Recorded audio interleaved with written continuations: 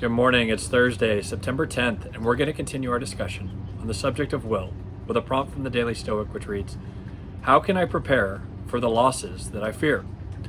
So I've mentioned before on previous entries that one of my personal development goals is to get more comfortable doing things that are uncomfortable.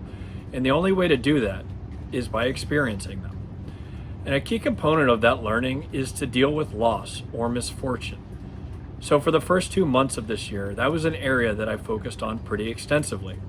And despite the premeditation of the exercises that I carried out, I was still shocked to read today's meditation, which lists several activities for us to consider. And without any forward visibility, I somehow already managed to convert all of those ideas from hypothetical to experiential. I had inadvertently completed the entire list. So Ryan Holiday writes, "What if you spent one day a month experiencing something you might fear? After the initial shock, it would start to feel normal and no longer so scary. There are plenty of misfortunes one can practice, plenty of problems one can solve in advance. Pretend your hot water has been turned off. Check. Pretend your wallet has been stolen. Check. Pretend your cushy mattress was far away and that you have to sleep on the floor, or that your car was repossessed and you have to walk everywhere. Check, check. Pretend that you lost your job and need to find a new one. Also check." But then he concludes, again, don't just think about these things, but live them. And that's the key. To get the full benefit, we actually have to do these things. Recognize that it's not going to be 100% enjoyable. It does take planning.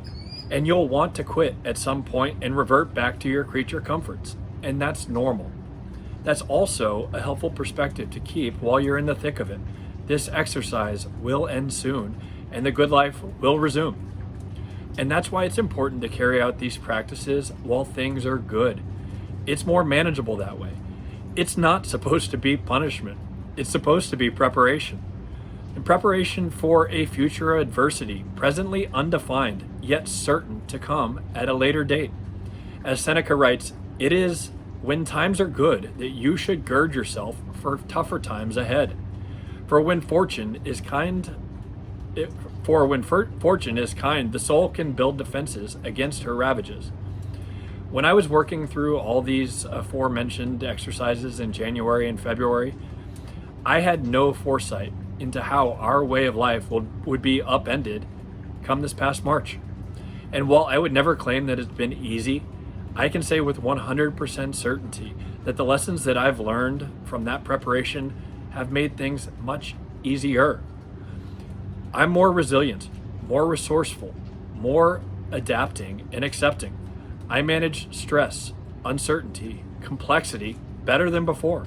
And perhaps most important of all, I don't fear whatever is yet to come. As Seneca concludes, "If you would not have a man flinch when crisis comes, train him before it comes."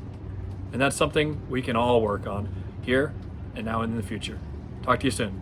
Bye.